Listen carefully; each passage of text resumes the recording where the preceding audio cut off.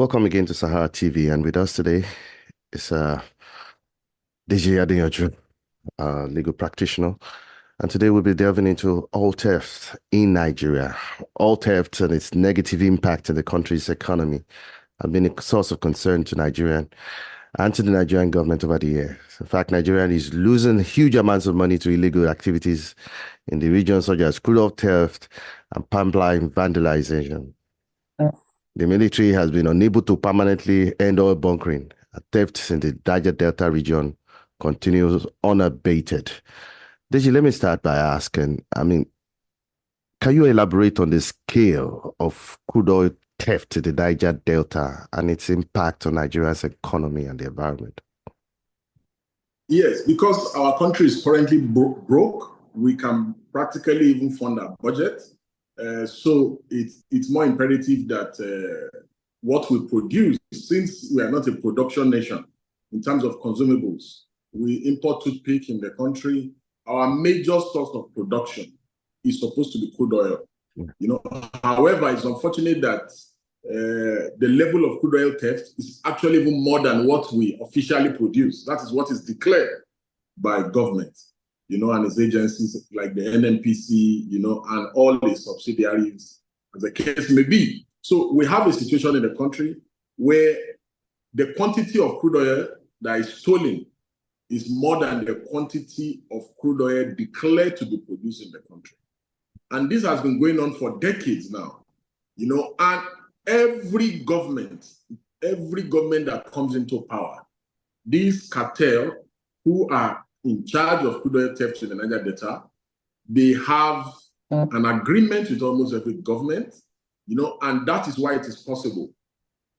Is it thinkable? Is it even fathomable that crude oil theft is possible in a nation where we have the Navy that is statutorily empowered by law to look into such issues? Is it possible for crude oil theft at that scale and that level to be carried out without the involvement of key security personnel in the government? It's not possible. Is it possible for crude oil theft to be stolen without critical stakeholders in the oil sector, which involves the operators of the refineries, the operators of the oil wells, the owners, and also the staffing of all the oil departments and agencies in the country? Is not possible. So you find a situation where, by and large, the military, the Navy, the Air Force, NIMASA, and other agencies have failed. That is why, and it is sad and quite ironic, and that is why the private security agency was brought in. That is Tantita Securities. Even if not for the efforts of Tantita, you'll be shocked that Nigeria may not even be able to produce 500,000 barrels of crude oil per day. And so it's a great indictment on the part of government that, our security agencies, cannot secure the pipelines, cannot secure oil installations, and that is why Tantita is now helping. And even the help that is being rendered by Tantita, it suffers a lot, and when I mean a lot of sabotage. And the sabotage is being done by the security agencies in the country, which is most unfortunate, And I will tell you that the majority of the problems we have in the issues surrounding oil theft in the Niger Delta, is caused by the Navy. And you can go and verify this claim. The Office of the National Security Advisor, the Minister of Defense, the Minister of Naval Staff, and all the service chiefs, they are aware of what I'm saying. Several petitions have been written against key naval officers in the region for them to be removed from strategic positions where crude oil are stolen. Several vessels that stolen crude oil have been released by the Navy, even at a time when the private security companies arrest these ships and hand them over to the securities for investigation. The products in the ships are contaminated to prevent prosecution. And there are several security reports to this effect. And again, so I wonder why we are going to the IMF IMF that never helped any economies before. IMF that is the reason why Kenya is in the total mess that it has found itself. IMF that has tried to destroy many economies, especially the developing ones with their bad economic policies, which they refuse to give the developed countries. Because IMF will tell you, remove subsidy. But even the developed countries are subsidizing. IMF will tell you, increase interest rates. But why do we have single digit rates? Interest rates. In the developed societies. So IMF, time and time again, have proven that they are not the best alternative to solving economic problems. We must look inward. Nigeria has the capacity to produce 4 million barrels of crude oil per day. That we will have excess for the Dangote refinery and all our refineries here, and we will still have enough crude to sell to meet our international obligations. However, the people that are making, and that is why many Nigerians are shocked and outraged by the revelation of Ogalla the other day. How can he say billions of dollars have been stolen? And one will wonder that these are Nigerians who don't know what is going on daily in the economy. Ask critical players in the oil sector in the country. They will affirm to you, they will tell you that the volume of crude oil that is stolen daily by the cartel is actually more than what we declare as things that we produce on a daily basis to meet international obligations. And how can this crude oil theft be stopped by government? Very simple. There must be repercussions for bad behavior, especially in the region. Several petitions and complaints have been made to the Chief of Naval Staff. He has refused to move those officers that are directly responsible for crude oil theft in the Niger Delta. Those petitions must be acted upon by the Chief of Naval Staff if he's not complicit in the theft of crude oil in the country. And because one of the greatest sabotage of the economy and the reason why we have shortage of forex is because of crude oil theft. The reason why the Naira is so weak against the dollar is because of the sabotage, in the sector. Additionally speaking, it's important to note that even the civil defense does more to protect our oil assets than the Navy. Is that not an irony? Even the army, that many people feel the army is extremely compromised. The army, in fact, the private security companies, they prefer to report suspicious activities to the army and civil defense than the Navy. Because majority of the complaints in the region are against the Navy and their officers. And the Navy are supposed to be the ones leading the charge against crude oil theft in the country. So when the person who's supposed to be in charge of securing our facilities, when they are compromised, then what hope is left for the economy? What hope is left for the nation? So the Navy, they are the number one enemy of the nation when it comes to the issue of curbing crude oil theft in Niger Delta. And the reports are there. The reports are with the security agencies, with the DSS, with the NSA, with the Chief of Naval Staff, the Chief of Defense, the Chief of Army, and the Service Chief. All of them, including the Minister of Defense, both Senior Minister and the Junior Minister. All the complaints about crude oil theft in Nigeria are with them, and they have refused, failed, or neglected to act to save the economy.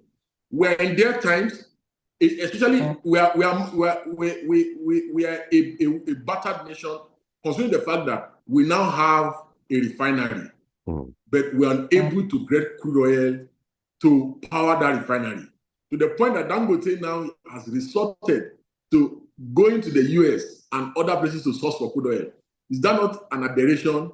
And is that not an insult to the psyche? And a nation that produces crude oil cannot fund its own refinery. It simply means that this country has been set up to fail, at the nation. And also when you look at the critical issue of safeguarding people who are in the Niger Delta, especially the critical actors. Yeah. So what the cartel in the Niger Delta does is, whenever they see a pushback, whenever they see a pushback from either the oil companies or people who are keen on exposing, there seems to be a systematic gang up against such critical stakeholders. And that is why you see many such stakeholders leaving the country. They are selling their oil assets to say, oh, what's the essence of doing business in Nigeria when we will invest in the economy? However, security agencies and some people within the economy will team up and steal our crude. So, for instance, a company that should be producing 5 to 300,000 barrels per day, because of sabotage, they are producing 100,000, and they are losing 3 to 400,000 to theft. And they know the people stealing the crude, and they cannot do anything because these people are connected to government, and the cliche that this cartel uses, after all, we're the one that fund the elections. So how can you talk against us? Because if another election comes, who is going to fund the election if not us? So critical stakeholders in government look the other way, and they refuse to act while the economy suffers. Why we don't have forex in CBN, why we cannot run a smooth economy, why we cannot run Dangote refinery, why we cannot run the refinery in Kaduna, we cannot run the refinery in Port Harcourt. And again, knowing fully well that Mele Kyari has already, in anticipation, has already given our crude oil allocations in anticipation for debt that has been taken. So the countries between the deep blue sea, and the devil. Now, let me get this from you. Why has the government, failed with regards to having the political will to actually salvage the situation, so to speak, instead of protecting these oil thieves? And in your opinion, what improvements needs to be done with regards to rejigging the security architecture in order to effectively curb these activities? Yes, sincerely speaking, I think that this president had all the ideas when he was outside government. He was a noisy critic, called other people clueless, called other people kindergarten presidents. Now he has gotten to power. He lacks not just political will, he even lacks zeal to get the right thing done. Because a situation where when he came on board, he just came and blatantly removed fuel subsidy without a plan.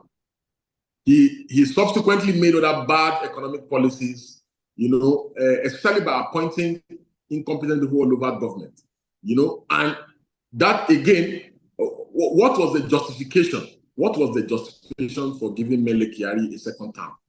Aside that he donated to the campaign, to his campaign. Do you understand? Which is what many people are saying that, maybe because people are imputing that, maybe because he donated to the campaign, he supported him. Because that was equivalent to also giving Emefiele, telling Emefiele to continue, because these guys, mainly in charge of NNPC, was not remitting anything to the federation account for many months, even almost a year. Remittances were not made by NNPC. According to them, they said crude oil was being stolen, and they know the people stealing the crude oil. I won't say they are the ones stealing the crude oil, but they know the people stealing the crude oil. So the security agencies know the people stealing crude oil in the country. The NNPC knows the people stealing the crude oil in the country. Even the president knows the people who are stealing crude oil in the country. So if they fail to act, why then do you now reward Mele for being incompetent? That's to start with. Secondly, as regards to political will, I had said it on this program before, that what I expected the president to do was go and meet these people, the crude oil theft mafia. Go and meet them and tell them, ladies and gentlemen, he knows them. These are people that he went around to see even during the campaign. Go and meet them and tell them that, gentlemen, I have come on board. Please, I'm appealing to you. The economy is bad. I'm appealing to you guys. Please, let us, in the interest of our country, let us become ambassadors of promoting, transparency in this sector. Let us all join the fight against crude oil theft with the private security. Once you start preaching that message to them, they get the message. Because you are president and commander-in-chief. and they know the weight that, and they know the capacity of the office. So they begin to say that, oh, the president is sending us a direct message. I think we need to stop. Even if they don't stop completely, there will be a drastic reduction in crude oil theft in the country. The president failed to heed to my advice immediately after the campaign. Because I had told the president, I said, go around these people. I don't need to mention, they know the people stealing the crude oil. So go around to these people and tell them that it can no longer be business as usual. I've come on board because I want to repair the battered economy. Okay. I've come on board because I feel that we need to do A, B, C. But the president, because he lacks the political will, he failed to go around. Even if he did not go around, the president could have instructed his national security advisor, the Minister of Petroleum, Minister of Defense, and all the critical stakeholders on how to cripple crude oil theft in the Niger Delta. Because he has been cowardly as president, he also failed to do this. Lastly, another option that the president could have adopted was declare a state of emergency on crude oil theft in the Niger Delta and say any vessel that is caught stealing crude should be bombed. But that is not the case. Majority of the vessels that, and there are several security reports in this claim, and you can fact check me. Majority of the vehicles that have been bombed are released based on a call. Only maybe 2 or 3 have been bombed. And those two or three are the ones that have become extremely controversial when whistleblowers have exposed the vessels. And for instance, when channels reported one of the vessels, they had no option but to burn it. If it had not come to public light, they wouldn't have burnt the vessel. They would have given back the. So, it's like when you make a policy against drug pushing, like we see in Singapore and the Asian countries, because they know that these things affect their economy. So they declare a state of emergency that once you are caught, you'll be killed. So once you declare a state of emergency in that regard, and you make crude oil theft a capital offense, you actually penalize it like the way we have done with kidnapping in some states, that it becomes a capital offense that carries the maximum penalty. So when you are caught, this is going to be the repercussion, because the essence of law is cause and effect, and the issue of getting punished for wrongful acts. But it's our situation in Nigeria, and why the economy is not going to improve anytime soon, and why our legal tender, the naira, is not going to improve, is because we do not have the forex needed to run this economy because of crude oil thefts. And again, the president, the critical stakeholders like the MD of NNPC, the Minister of Finance, the Minister of Petroleum, the Minister of Defense, they also, because of the body language of the president, that seems to support these bad behaviors in Niger Delta, especially the critical stakeholders stealing our crude, they have also considered that, after all, it's business as usual. The president is not complaining. If the president is not complaining, why should I cry more than they believe? So our problem is leadership. Once we get the right leader in place, crude oil theft will become a thing of the past in the country.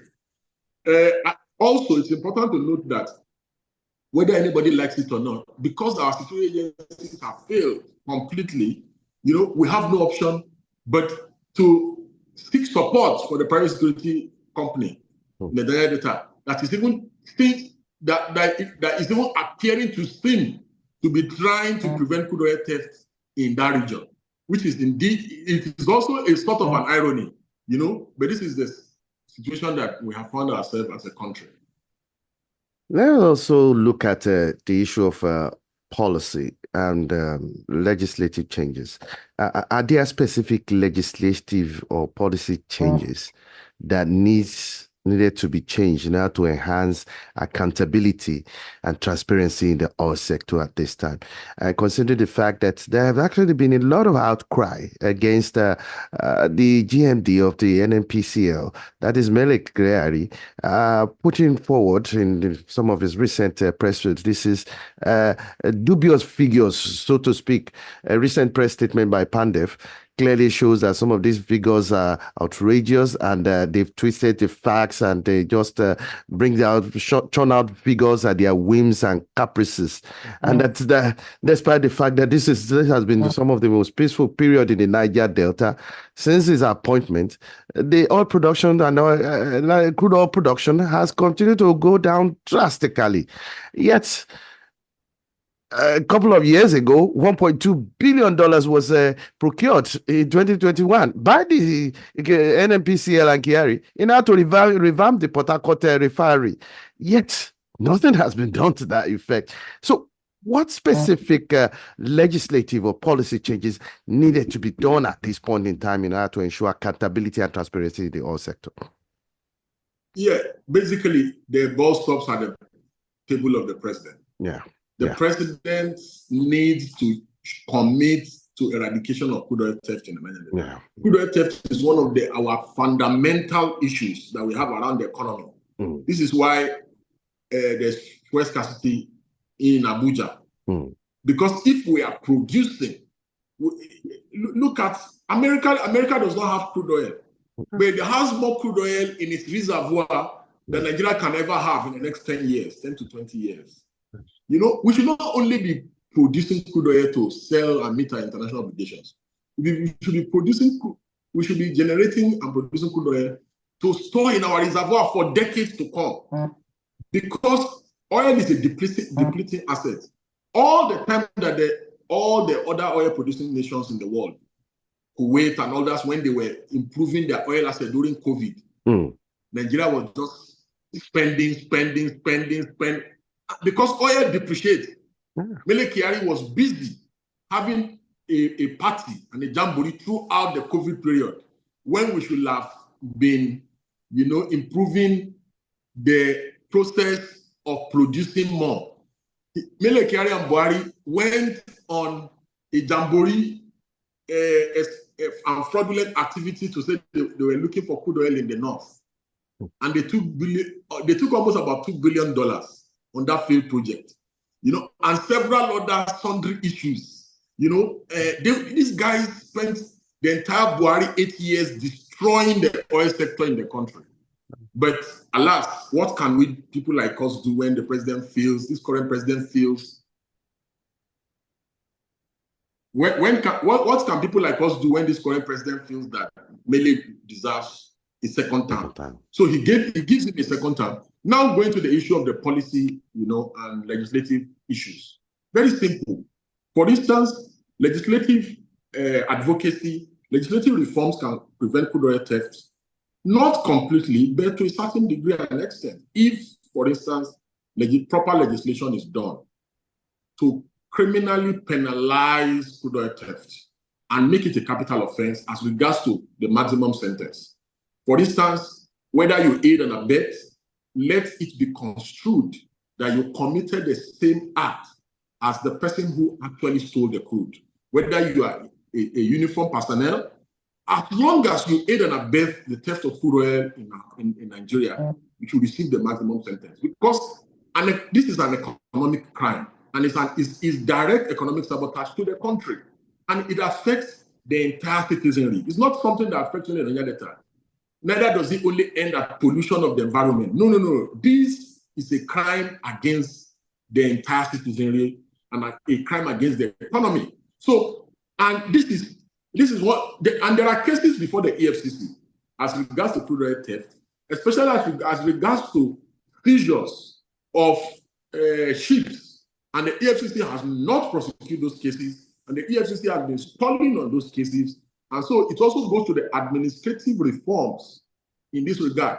If there is a declaration of state of emergency against crude oil theft in the country today, and the president is serious, and the president gives marching orders to the service chiefs, gives marching orders to the Minister of Petroleum, Minister of Defense, Minister of Interior, with the aim of, if not totally eradicating crude oil theft, but minimizing it. I'm telling you that before December, we'll have enough crude oil to give Dangote.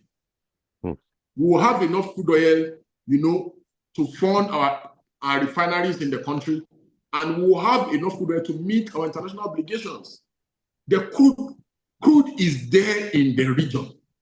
Unfortunately, the crude is being stolen, and the critical stakeholders in the government know that the crude is being stolen, and they are doing absolutely nothing about it. Finally, let me get your view on this. The international oil companies themselves, the IOCs, how culpable have they been with regard to the challenges towards preventing oil thieves? And why is technology and surveillance not being better utilized now to monitor all infrastructures and prevent all these thefts? Yeah, they are culpable because a situation where the IOCs feel, oh, since the cartel will not stop stealing crude oil, let us also join them. After all, if we join them, we don't have to declare to government, we don't have to pay taxes. So they are culpable. Everybody in the sector knows what I'm saying is the truth. And nobody can either controvert or doubt what I'm saying. It is what happened in the sector. Again, this issue around, since everybody is doing it, why don't I also do it by the side? After all, we can make billions of dollars, we can make millions of dollars daily, and nobody will know eventually. And even if somebody knows, all we need to do is just give them some kickbacks. So they will now orchestrate in the Niger Delta region today, as of today. The only pushback that is being witnessed is with Tantita Securities and the civil defense guys. And some critical stakeholders in the army around Port Harcourt, Warri, and those cities, and part of Bayelsa. But in other areas in the region, people are having a field day. So a situation where, and the reason why Tantita Security has become one of the major enemies today now is that Tantita Security now, is not just being treated as a stakeholder by the government, but it's being paid to prevent theft. Exactly. By government agencies that are supposed to be preventing theft. Do you understand? So this is the great paradox that we find ourselves as a nation. And the president can still remedy the situation. And how can the president remedy the situation? Instead of the president looking external for loans, the president went the other time to Qatar to go and beg the Qatarians. They did an emotional PowerPoint presentation. They almost knelt down to beg the Qatarians. The Qatarians refused to give them any money. Because the Qatarians, they are not fools. They have studied the economy, that the Nigerian economy is crumbling and is collapsing. So why will anybody put their money in such an economy? Instead of going around the world cap in hand begging, why don't you just take active policy decisions to curb crude oil theft? So that, because if we can truly generate 3 million barrels per day, if we can truly, or more, believe me, majority of our economic obligations will be met. Believe me, the value of our currency will improve. Believe me, we'll be able to power some of our refineries in the country. Believe me, instead of crude oil becoming scarce, instead of petrol and other essential products of crude oil, like diesel, kerosene, and others becoming scarce, we'll have more to service not just Nigerians, even our neighbors. Our neighbors will be forced to buy and will generate more money. The idea is an economy. So whenever I see the custom boss or somebody shouting that, our neighbors are getting Nigerian crude, they are shouting, what is wrong in the neighbors buying Nigerian crude? What is wrong? Let us just produce more. In fact, Nigeria should become the refinery hub of West Africa, where it will not just be only Dangote refinery that will be functioning. We will have everybody, so that let us make refineries a profitable and attractive thing, so that we'll have, an oil revolution like we had the telecommunication revolution in Nigeria, where critical stakeholders will come into the sector and will break the chain of monopoly, and it all boils down to preventing crude oil theft. If we're able to crude oil theft, I can assure you that our economic problems will become a thing of the past in the country.